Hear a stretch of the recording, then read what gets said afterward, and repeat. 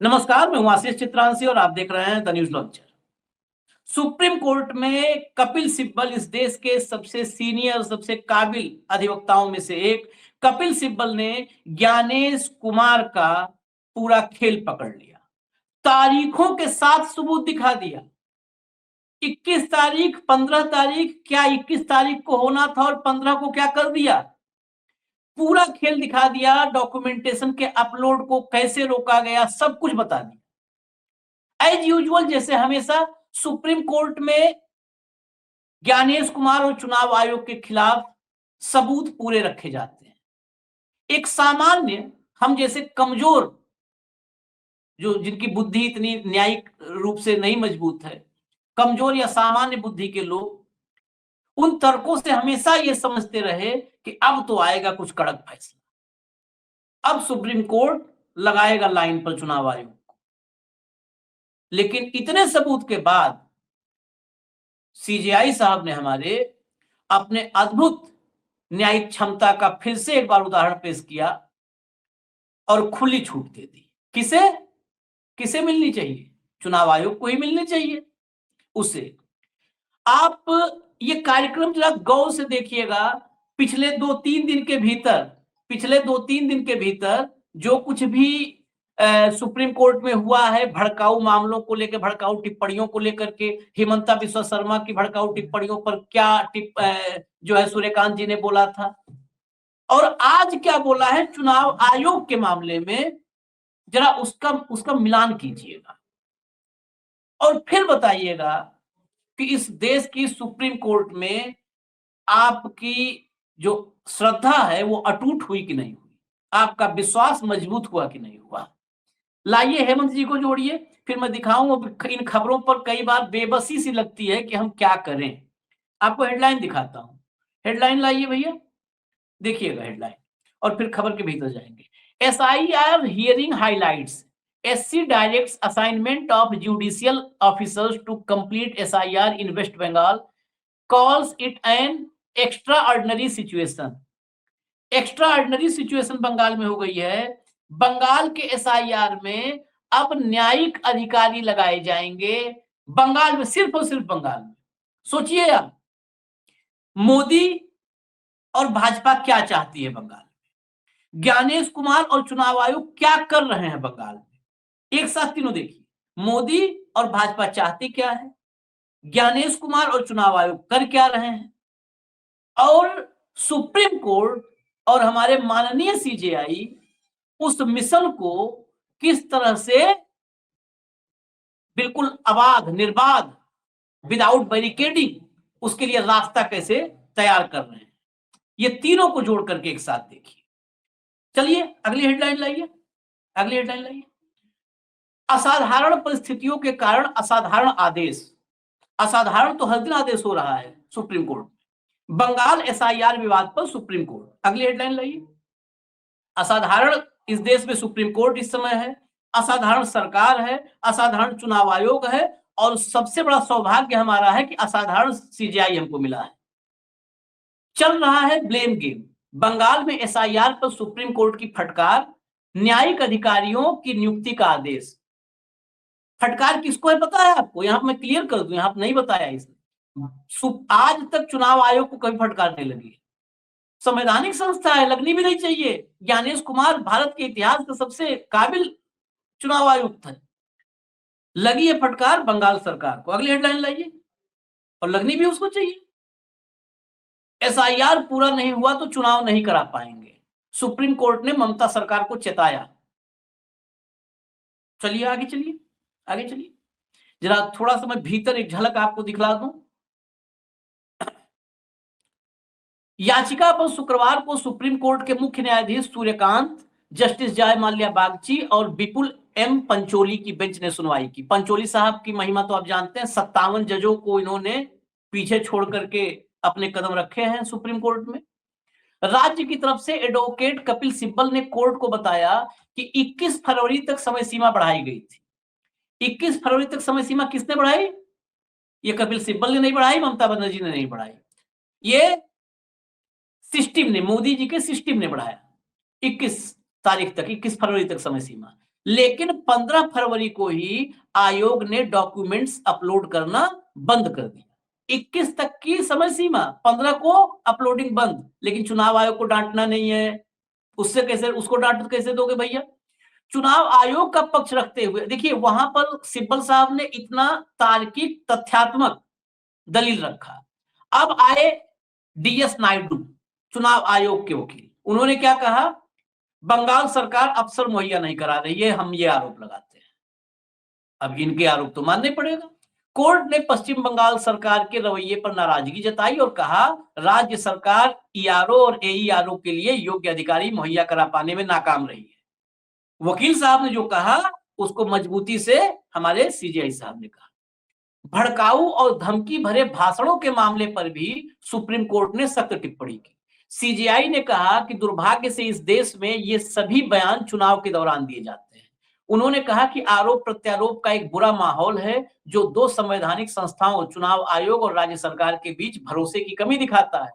Supreme court ने police महानिदेशक को अब तक मिली शिकायतों और उठाए गए कदमों की जानकारी के साथ हलफनामा दाखिल करने का निर्देश दिया। इस मामले में मार्च के पहले सप्ताह में अगली सुनवाई होगी। अब गौर कीजिएगा, भड़काऊ भाषण के मामले में अब मैं फिर बोलूंगा तो लोग कहेंगे, लोग क्या कहेंगे? सुप्रीम कोर्ट या सुप्रीम कोर्ट के काबिल लोग, हम तो नाकाबिल लोग हैं, कहेंगे कि अवमानना है। अरे मालिक, अवमानना है, मान लो, क्या करें, मजबूर कर दिया आपने। हिमंता बिस्वा शर्मा, वो मुसलमानों पे इसे बंदूक तान करके वीडियो डाला था, और वो जब याचिका आई तो आपने कहा अरे इसको प्लेग्राउंड मत बनाओ, सुप्रीम कोर्ट को चुनाव के समय में आप लोग बना लेते हो अखाड़ा, जाओ हाई कोर्ट जाओ। और ममता बनर्जी वाले में जरा बताइए कौन से भड़काऊ बयान है? ममता बनर्जी को नसीहत, 10,000 रुपए का केस जब रुपया बांटने का आया बिहार से प्रशांत किशोर का, तो आपने कहा कि आप चुनाव हार गए हो तो लोकप्रियता लेने आए हो। और जब तमिलनाडु का मामला आया तो आपने कहा कि आप मुफ्त की रेवड़ियां बांटते हो। अद्भुत है। हम तो बता रहे हैं, पद चिन्ह ढूंढ रहे हैं कि वहां से धूल ले, थोड़ा सा माथे पर लगा ले, शीतल रहेगा दिमाग सबका, हम लोगों का भी, जिधर से ये लोग निकलते हैं। ये न्यायिक शुचिता, न्यायिक समानता में समता समरसतक बातें नहीं करता संघियों जैसे। न्यायिक समानता जहां पर दिखे कि न्याय समान है। जिस दिन चंद्रचूड़ ने न्याय की देवी की आंखों से पट्टी हटाई थी, इस देश में लोग समझ नहीं पाए थे। उन्होंने लॉजिक दिया कि न्याय की देवी की आंखों से पट्टी हटा दी गई है कि वो देख पाए, देख के न्याय दे। लेकिन मैंने उसी दिन कहा था ये पट्टी इसलिए हटाई गई है कि बंधी पट्टी में पहचान नहीं पाएंगी न्याय की देवी कि किसके लिए क्या इंसाफ होना है। अब न्याय की देवी खुल करके देख सकती हैं कि सिस्टम कौन सा है, सिस्टम को देख ले। और मेरी बातें कड़वी हैं तो साहब, गर्दन भी हमारी भारतीय है, जुबान भी भारतीय है, और देशभक्त हूं, जहां मन कर लटका देना। हमारे लिए तो नरेंद्र मोदी जैसा चौराहा भी नहीं खोजना है कि 50 दिन बाद जिस चौराहे पे कहेंगे आ जाऊंगा। हेमंत भाई, ये कैसी, ये जुडिशियल सिस्टम में एक दिखता ना, एक टाइप के फैसले, जैसे सुप्रीम कोर्ट के फैसलों को नजीर माना जाता था। अगर उस टाइप का कोई मामला आया तो उसको नजीर को फॉलो किया जाता था। आज सुप्रीम कोर्ट के फैसलों में इतने कंट्राडिक्शन है कि नजीर बनाने वाला वो नजीर हो जाएगा कौन सा, जो नॉनवेज वाला नजीर है। सुप्रीम कोर्ट के फैसलों का नजीर और चिकन मटन वाले नजीर में मैं फर्क नहीं कर पा रहा हूं, इतना कंट्राडिक्शन है इनमें। आशीष भाई नमस्कार, आपको सारे दर्शक साथियों को भी। देखिए, अपने एक कहावत है कि चेहरा देख करके तिलक करना, वैसी सी परिस्थिति चल रही है। उसको अपन अंग्रेजी में रोज बात करते हैं कि you show me the man and I will show you the rule. उसका हिंदी रूपांतरण ये है कि चेहरा देख के तिलक करना। ये कोई पहली बार नहीं हुआ। आप इतने ज्यादा उत्तेजित होने की कतई जरूरत नहीं है। 10 जुलाई को हम दोनों ने बताया था कि क्या होगा एसआईआर में, याद होगा आपको। अगर वही बिहार में ना हुआ हो तो, और वही बंगाल में ना हो रहा हो तो, इसमें आप परेशान क्यों हो रहे? ये नया भारत है भाई। यहाँ पे सिस्टम जो है, सिस्टम की जो रिट है वो लार्ज है, ये समझिए आप। चुनाव आयोग बाहर से लेकर के बोला स्पेशल ऑब्जर्वर्स लेकर के आएंगे, माइक्रो ऑब्जर्वर्स, ठीक। बंगाल सरकार ने कहा कि हम अपने अधिकारी दे देंगे क्लास 1 क्लास 2। पिछली हियरिंग पे क्या हुआ कि अधिकारियों की लिस्ट दे दी, उसके ऊपर स्यापा हुआ, ठीक। अब आज कपिल सिब्बल ने क्या कहा कि 21 तारीख तक की तारीख थी और 15 तारीख से डॉक्यूमेंट लेने बंद कर दिए, अपलोडिंग बंद कर दी। वो सारा सीधे सीधे जो मुख्य अपने न्यायाधीश साहब है, वो इस बात की पूरी परिस्थिति से लेकर बहुत ज्यादा खफा हो गए। उन्होंने कहा कि ये विश्वास की कमी है चुनाव आयोग और अपने सरकार के बीच, ममता सरकार के बीच में, और ये एक असाधारण परिस्थिति है और असाधारण परिस्थिति में असाधारण फैसले लेने पड़ते हैं। और इसके लिए हम जो कलकत्ता हाईकोर्ट को आदेश देते हैं कि वो न्यायिक अधिकारियों की नियुक्ति करे, सर्विंग भी और रिटायर्ड भी, यानी कि जो जजेस हैं वो अब जो है, जो लॉजिकल डिस्क्रिपेंसी, आपकी जो तार्किक गड़बड़ियां हैं, उनके ऊपर फैसला कौन करेगा। आज तक देश में ऐसा कभी हुआ नहीं था, लेकिन असाधारण परिस्थिति बता दी, तो असाधारण परिस्थिति में तो सुप्रीम कोर्ट के पास सारी ताकतें हैं, हाई कोर्ट के पास भी सारी ताकतें हैं। तो ये देखना पड़ेगा आपको कि केवल बंगाल के अंदर ही सरकार और चुनाव आयोग के बीच झगड़ा क्यों हो रहा है। परिस्थिति तो सब जगह यही है, लॉजिकल डिस्क्रिपेंसी का इशू हर स्टेट के अंदर है, कोई बंगाल में तो है नहीं।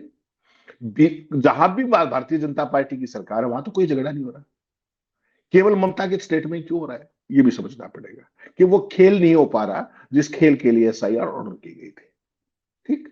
तो अब कह दिया कि कल ही मीटिंग कर सकते हैं सीजीआई के साथ, chief election commissioner, DGP, chief secretary, CEO election सब कर सकते हैं, और उसके बाद तय कर ले कि क्या प्रोसीजर होगा। तो पूरे की पूरी स्थिति जो भी पिछली बार हियरिंग हुई थी, आपको ध्यान होगा, जब आपने कहा कि भाई साहब वो बंगाल के अधिकारी करेंगे, माइक्रो ऑब्जर्वर्स केवल सहयोग करेंगे, मैंने आपको क्या कहा था कि जस्ट कीप वाचिंग, अगली तारीख की वो कर लीजिए, अगली तारीख पे देख लीजिए, ये हो गया, ठीक।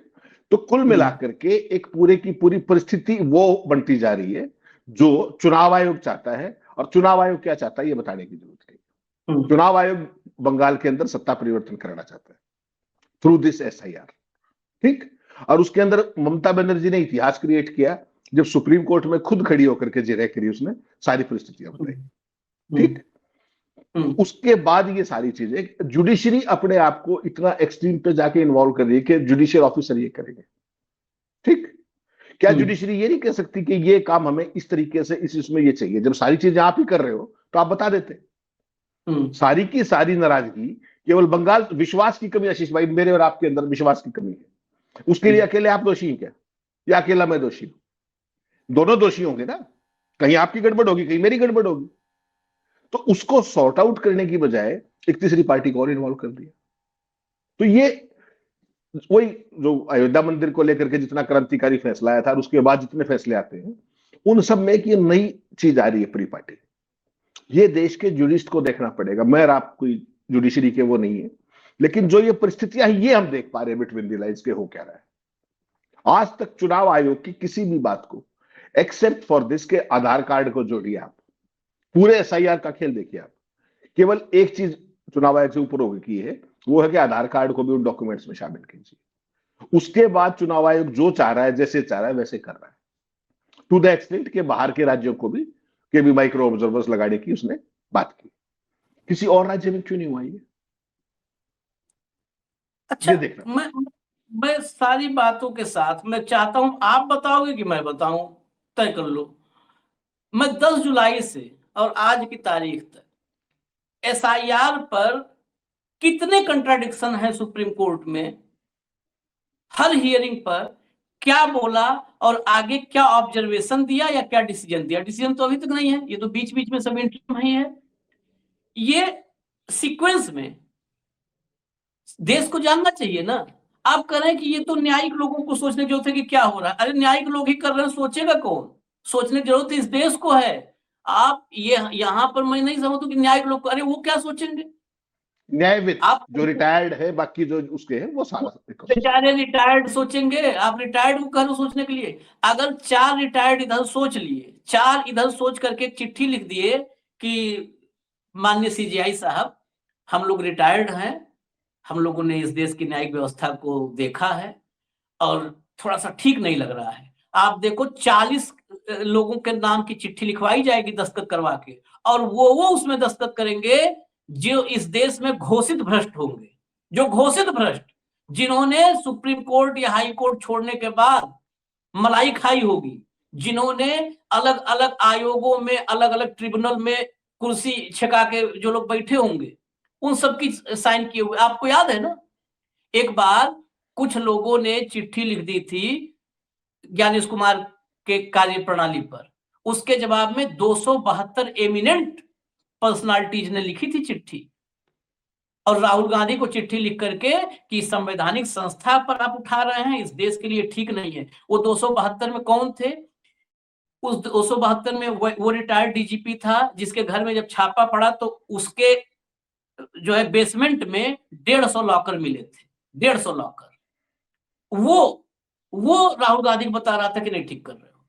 उसमें वो जज थे या वो नौकरशाह थे जो भाजपा ज्वाइन कर चुके हैं, जिन पर करप्शन के गंभीर चार्जेज हैं, जिन पर मुकदमे चल रहे हैं, वो सब थे। तो ये अब ये छोड़ो आपकी रिटायर्ड लोग सोचेंगे तो इस देश के जो है सीजेआई या सुप्रीम कोर्ट में बैठे लोग सोचेंगे ना, इस देश की जनता को सच समझना होगा। इसलिए मैं कह रहा हूं, अगर 10 जुलाई से आप बताओ तो आप बता दो, फिर छूटेगा तो उसमें फिर मैं आशीष भाई, मैं तो देखिए ज्यादा विवरण देने की इसमें भाषण, क्योंकि आपको पता है जनता हमारी बात क्यों सुने। मैं केवल मुद्दे की बात एक कह रहा हूं, ये सारा एसआईआर का प्रोसेस किस बात पे चैलेंज किया गया था कि ये एसआईआर पूरे देश के अंदर जिस तरीके से कराई जा रही है, जिन टाइमलाइंस के तरीके कराई जा रही है, वो असंवैधानिक है। मूल सवाल क्या है इस पूरे खेल के अंदर कि एसआईआर संवैधानिक है या नहीं? क्या सुप्रीम कोर्ट ने इसमें फैसला दे दिया? ये बाकी सारी चीज तो उसके बाद आएगी ना। पहले तो आपको एक चीज तो अपहेल्ड करनी पड़ेगी कि या तो ये संवैधानिक है तो आप कहिए कि संवैधानिक है, या आप कहिए असंवैधानिक है, फिर सारी कहानी खत्म हो जाएगी। ठीक, पहला पक्ष तो ये। बिहार का पूरा चुनाव हो गया, इसमें कोई फैसला नहीं आया, और इस साल के भी सारे चुनाव हो जाएंगे, you take it from me, इसके ऊपर कोई फैसला नहीं आएगा। ठीक, पिछली हियरिंग में क्या कहा था कि एसआईआर में किसी भी चीज को इस तरह की वो करेंगे तो हम बर्दाश्त नहीं करेंगे। मैंने तब भी आपको ओपनिंग सेंटेंस ये कहा था, इसका मतलब तो ये हुआ कि आपने एसआईआर को संवैधानिक मान लिया है। उससे आगे बढ़ करके मैंने जो स्क्रीनशॉट दिखाया था, फिर दिखा दीजिएगा दर्शकों को। आज सुप्रीम कोर्ट ने क्या कहा, एसआईआर पूरा नहीं हुआ तो चुनाव नहीं करा पाएंगे। इसका मतलब क्या है कि एसआईआर संवैधानिक है। बिना इतना शब्द कहे सीधा उन्होंने कहा कि एसआईआर पूरा नहीं हुआ तो चुनाव नहीं करा पाएंगे। सुप्रीम कोर्ट ने ममता सरकार को चेताया, यानी कि वही भाषा चुनाव आयोग की और वही भाषा। तो आप कहिए ना, एक ऑर्डर ये भी कर दीजिए कि साहब के जो एसआईआर हो रही है वो संवैधानिक है। ये करना चाहिए कि नहीं करना? मूल सवाल क्या है कि ये संवैधानिक है या नहीं। तरीके तो बाद में आएंगे ना। पूरा बिहार का चुनाव हो गया, वो तब डिसाइड नहीं हुआ, अब बंगाल का हो जाएगा तो भी डिसाइड नहीं होगा। पहले कह दिया बर्दाश्त नहीं करेंगे, अब कहते हैं कि नहीं हुआ तो चुनाव नहीं करा पाएंगे। इसका मतलब तो आपने एसआईआर को मैंडेटरी मान लिया ना। कहिए मेरे ये संवैधानिक है, ये क्यों नहीं कह रहे? बाकी सारी चीजें, ये सारे जितने भी विवाद हैं यहां पर, आपको क्या लगता है यूपी के अंदर नहीं है, तमिलनाडु के अंदर नहीं है, केरल के अंदर नहीं है, सब जगह है, लेकिन झगड़ा यहां पे है। क्यों? क्योंकि बंगाल को कब जाना है। झगड़ा चुनाव इसलिए है कि अगला टारगेट आपका क्या है, बस सिंपल सी बात। आप नहीं कह रहे हो तो मुझे कहना पड़ेगा। जब 10 तारीख को जब शुरू हुई, उसके बाद सबसे पहले जो चीज सारांश में हम लोग समझ पाए थे वो ये था कि हमारे देश के मुख्य न्यायाधीश ने कहा कि अगर एक भी ऐसा व्यक्ति आप ढूंढ के लाओगे जो जीवित हो और उसको मृत बता करके उसका नाम काट दिया गया होगा, तो हम पूरी प्रक्रिया को रोक देंगे, हम फिर बहुत सख्त कदम उठाएंगे। बिहार से दर्जनों लोग आए, सुप्रीम कोर्ट में खड़ा कर दिया उनको कि माय लॉर्ड, लॉर्डशिप, ये देखिए ये सब मुर्दा बता करके काट दिए गए हैं और ये सब जिंदा है। फिर क्या हुई? वही आदमी जिसने कहा था, आदमी का भी गलती कर रहा हूं, माय लॉर्ड, वही माय लॉर्ड जिन्होंने कहा था कि एक भी ले आओगे, दर्जनों आ गए, तो उन्होंने कहा चुनाव आयोग आप बताइए। चुनाव आयोग के वकील ने क्या कहा? माय लॉर्ड सुधारेंगे। हाँ ठीक है, इन्होंने बोल दिया सुधारेंगे, सुधारेंगे ना? हाँ सुधारेंगे, जाए सुधारेंगे। बेचारा उसके राहुल गांधी के यहाँ 4-5 लीटर दूध लग गया, सब आके चाय पिए, वहां पर नाश्ता पानी किए, वापस जाने के पहले सुप्रीम कोर्ट में वहीं रह गया। उसके बाद तब से ये सिस्टम आगे बढ़ता रहा और जो ज्ञानेश कुमार और चुनाव आयोग को करना है वो करते रहे। आप बताइए 8100 माइक्रो ऑब्जर्वर दूसरे प्रदेशों के लगाए गए, बंगाल में दूसरे प्रदेशों को लगाए गए। किसी भी प्रदेश में ऐसा हुआ कि एसआईआर में दूसरे प्रदेश से लगाया गया हो ड्यूटी पर? किसी को नहीं लगाया गया ना, किसी को भी। 8100 माइक्रो ऑब्जर्वर लगाए गए, वो कहां से आए थे? 8100 का नाम जारी कर दे, पूरा नाम जारी करिए और उनका आप जारी करिए कि कहां से, किस पोस्ट से आए हैं। हम पता करेंगे न्यूज लॉन्चर पर, भले हमको थोड़ा सा मेहनत करनी पड़ेगी, 10-5 आदमी, उसमें 8100 का बैकग्राउंड पता करेंगे तो आपको लगेगा नमस्ते सदा वत्सले मातृभूमि वाले हैं सब। दूसरे प्रदेशों से वहां पर लगाए गए। उसके बाद माइक्रो ऑब्जर्वरों की अथॉरिटी को चैलेंज किया गया कि माइक्रो ऑब्जर्वर नहीं, जो लॉजिकल डिस्क्रिपेंसीज हैं उस पर फैसला कौन करेगा? ईआरओ करेगा, उसका अंतिम अथॉरिटी उसकी है।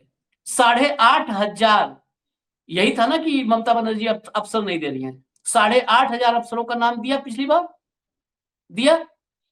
आज क्या हुआ? जब 8,500 दे दिया, आज क्या हुआ? लॉजिकल डिस्क्रिपेंसीज में जब वो 8,500 दे दिया, मतलब अब बंगाल के अफसरों के हाथ में लॉजिकल डिस्क्रिपेंसी चली जाएगी, अंतिम अथॉरिटी वो हो जाएंगे। आज नई चीज क्या आई? अब जुडिशियल अफसर लगेंगे उसमें, न्यायिक अधिकारी उसमें लगेंगे, क्योंकि दोनों के बीच में भाई मन नहीं मिल रहा है, दोनों का मतभेद है, इसलिए अब हम लगा रहे हैं, इसलिए हम लगा रहे हैं। हो गया ना पेज, हो गया ना पेज। 8,500 उन्होंने दिया था। अब अयोग्य, अब एक बात बताइए आप, आज आया ना कि अयोग्य अफसर दे रहे हैं, अयोग्य अफसर। ये कौन सा सॉफ्टवेयर है ज्ञानेश कुमार के पास जिसमें 8500 अफसरों का नाम डाला जाता है और उधर से आ जाता है कि अयोग्य है लिख के? वो मुझे सॉफ्टवेयर बता दो, बताओ वो हेमंत मैं भाई बता आप। देता वो हाँ। मैं बता देता हूँ कि वो इनकी नहीं मानेंगे, इसलिए अयोग्य है। सिंपल सी बात है। जो ये खेल करना चाहते हैं वो नहीं करेंगे, क्योंकि बंगाल के अंदर सरकार ममता की है, सीएम ममता है, कंप्लीट एब्सोल्यूट कंट्रोल है सिस्टम के ऊपर, तो वो इनकी नहीं मानेंगे, तो इसलिए सारे अयोग्य हैं। सिंपल सी बात है, इसमें तो कोई कंफ्यूजन की बात ही नहीं। ये वो करना चाहते थे जो नीचे करना चाह रहे थे, वो वहां नहीं हो पाया, तो अब ये लॉजिकल डिस्क्रिपेंसी का नया खेल खड़ा कर दिया गया। उसका जो अब सारे लोगों ने अपील डाली, डॉक्यूमेंट दे दिए, अब उन पे फैसले का समय आया। तो अब ये लगता है कि अगर ममता के अफसर करेंगे तो वो करेंगे जो ठीक होगा, और इनको ठीक पसंद नहीं है। ठीक तो वोटर सूची भी थी पहले, चुनाव से पहले इंटेंसिव रिवीजन होनी ही थी, कोई गड़ खास बात नहीं। हर साल होती है, चुनाव से पहले इंटेंसिव रिवीजन होती है, तो स्पेशल इंटेंसिव रिवीजन कहां से लेकर के आए? वो खेल करने के लिए। और वो चूंकि सरकार के अधिकारी है, चीफ मिनिस्टर ममता बनर्जी है, इसलिए वो योग्य नहीं है, तो इसलिए ये योग्य ढूंढ के लाएंगे। तो उसमें आज सुप्रीम कोर्ट ने मदद कर दी कि न्यायिक अधिकारी, इतनी सी तो बात है। अब जो बाकी चाहते थे वो कर लेंगे उस हिसाब से, कोई समस्या नहीं। अब न्यायिक अधिकारी की नियुक्ति कौन करेगा? ये भी क्लियरिटी हो जाए। हाईकोर्ट को कहा है, हाईकोर्ट को कहा है कि आप रिटायर सर्विंग सेशन जज भी कर सकता है जिले के अंदर, अपने अपने जिले के अंदर। हाईकोर्ट आदेश पारित करे और रिटायर्ड और सर्विंग दोनों को यूज किया जाए, ये कहा। ये वही कलकत्ता हाई कोर्ट है ना, जिसके जस्टिस चित्तरंजन दास ने रिटायरमेंट पे कहा कि मैं संघ का बिल्कुल कट्टर समर्पित कार्य करता हूं। वही कलकत्ता हाई कोर्ट है ना। बिल्कुल बिल्कुल, बिल्कुल। लोग कहते हैं जुडिशरी सवाल नहीं पूछो, कंटेम्प्ट होता है, जेल हो जाती है। अरे भाई कैसे नहीं पूछे? ये वही कलकत्ता हाई कोर्ट है ना जिसमें से अभिजीत गांगुली जज था और निकलते ही बीजेपी का सांसद बन गया, लोकसभा में बैठा है। वही हाई कोर्ट है ना कलकत्ता हाई कोर्ट। यहां पर योग्यता का पैमाना कैसे नापेंगे? इनकी योग्यता का पैमाना कैसे? क्या इस देश में न्यायिक अधिकारियों के लिए ये छूट है कि उनको, मतलब उनको मान लिया जाए कि वो इनबिल्ट काबिल हैं, इनबिल्ट योग्य हैं, और बाकी इसमें आपको शक कैसे? इस देश का सीजीआई कुर्सी छोड़ते ही 2 महीने के अंदर राज्यसभा में जा सकता है, उस पर सवाल क्यों नहीं उठा रहे आप? नॉमिनेट किया उसको, कितना योग्य होगा वो, कैसी प्रतिभा होगी, और क्या कहा उसने? उसने कहा कि मैं जो संसद के अंदर जो ओवरऑल डिस्कशंस होते हैं, बहस होती है, उसमें न्यायपालिका का पक्ष रखते हुए आमूलचूल सुधारों के ऊपर बात करूंगा। आज तक एक शब्द बोला हो तो बता दीजिए, एक शब्द। आज तक मुझे बतास नहीं निकला। भाई साहब, जब सीजीआई रिटायर्ड ये काम कर सकते हैं, तो भावी हाईकोर्ट जज मौजूदा हाईकोर्ट क्या करेंगे, क्या करते थे, वो सब ये देश देख रहा है। और एक बहुत वरिष्ठ साथी हैं अपने विनोद शर्मा जी, हम्म, हमारे साथ कई पैनल डिस्कशंस में हाँ होते थे हाँ हाँ चैनल्स पे, हाँ और भी काफी सीनियर हैं हिंदुस्तान टाइम्स के। उन्होंने हाँ, 3-4 दिन पहले एक बहुत अद्भुत ट्वीट किया था। हम्म, उन्होंने कहा कि पता नहीं ऐसा क्यों लग रहा है कि मौजूदा सीजीआई रिटायरमेंट के बाद सक्रिय पॉलिटिक्स में आएंगे। अब बताओ, हम्म, इतना सीनियर आदमी जिसने पूरी दुनिया देखी है, जितनी मेरी उम्र है उतना उनका तजुर्बा है, हम्म, उन्होंने ये ट्वीट किया कि मुझे ऐसा हम्म, लगता है कि मौजूदा हम्म, सीजीआई हम्म, रिटायरमेंट के बाद एक्टिव पॉलिटिक्स में आएंगे। वो तो चलो हम्म, नॉमिनेट होके चले गए हम्म, गांगुली साहब, तो ये हो गया, हम्म, तो एक ये भी एक नई चीज होगी, लोकप्रियता का नया आलम। तो देखते हम्म। रहिए, अभी तेल देखिए, तेल की धार देखिए। चलिए सब देखेंगे, जरा उनको सुनवा दीजिए भैया, कल्याण बनर्जी को, सुप्रीम कोर्ट के इस जो है डिसीजन के बाद कल्याण बनर्जी क्या कह रहे हैं, सुना दीजिए। That today the Supreme Court has created a history in the process of the revision, special revision of the electoral law. Now, ये आप earlier ERO already cleared the cases, but the special role observers, they have stalled all cases. Few cases, number of cases have been stalled by them, stalled. And that is because of the direction of someone that has been stalled. Nearly 7.5 lakhs cases have not been disposed of, have been parked by them, Now the Supreme Court has directed that the decision which will be taken by the judicial officers appointed by the Calcutta High Court, who are the who will decide whether the claim is correct or not, whether the document is correct or not. That will be decided by them. And tomorrow, the Chief Justice of India has been directed, Chief Justice of the Honorable Chief Justice of the High Court has directed to hold a meeting, and in that meeting, CEO will remain present, one representative officer of the Election Commission will remain present, the Chief Secretary will remain present, the DG will remain present, additional Solicitor General will remain present, and the Advocate General will remain present. They will hold a meeting, and they will decide how this order can be worked out or not. 28 তারিখে একটা খসড়া তালিকারও হ্যাঁ, যেটা court যেটা বলেছে যে যতগুলো 28 তারিখ পর্যন্ত যতটা হবে, যেগুলো হবে সেগুলো। चलिए इंग्लिश में आ गया है, सब लोग समझ लेंगे, हालांकि बंगाली दर्शक बहुत सारे हमारे हैं, वो बांग्ला भी समझते, कई बार हम सुनाते भी, लेकिन वक्त हो चला है। एक फाइनल 30 सेकंड की टिप्पणी करिए, वाइंड अप करें, क्योंकि हम अपना कार्यक्रम वाइंड अप करें, चुनाव आयोग का कार्यक्रम तो वाइंड अप कोई और करेगा। चुनाव आयोग का काम अजय भाई ठीक है, जो कुछ है, ये जो कुछ भी हो रहा है, केवल ये कह देना कि चुनाव आयोग और ममता सरकार के बीच में विश्वास का अभाव है। जब भी आप किसी स्टेटेड गेम के ऊपर काम करोगे तो मेरा सहमत होना कतई जरूरी नहीं है ना। आपके अपने थॉट प्रोसेस है, मेरा अपना थॉट प्रोसेस है। होना क्या चाहिए, जो लीगल है, जो संविधान के अंदर मैंडेटेड है।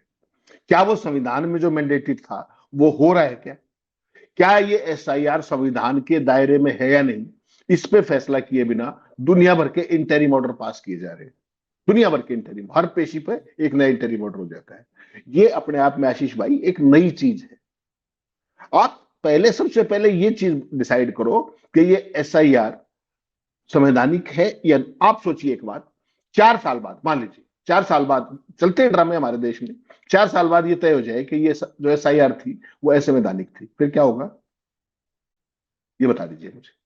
आपने इस देश के अंदर कितने सालों तक इलेक्ट्रल बॉन्ड चलने दिया, और फिर एक कलम से कह दिया कि असंवैधानिक है। उस इलेक्ट्रल बॉन्ड से जो चंदा लिया गया वो 90% किस पार्टी के पास गया, 10% किन के पास गया, सारे कुछ के पास, ठीक। उस असंवैधानिक पैसे से, जब जो बॉन्ड असंवैधानिक है, उससे आया हुआ पैसा भी असंवैधानिक है कि नहीं। उस पैसे से चुनाव जीती हुई सरकार, वो संवैधानिक है, एक। दूसरा, ये जितनी भी वोटर लिस्टें बदली जा रही है एसआईआर के नाम पर, इन्होंने किसका चुनाव किया था, इन्होंने मोदी जी का चुनाव किया था।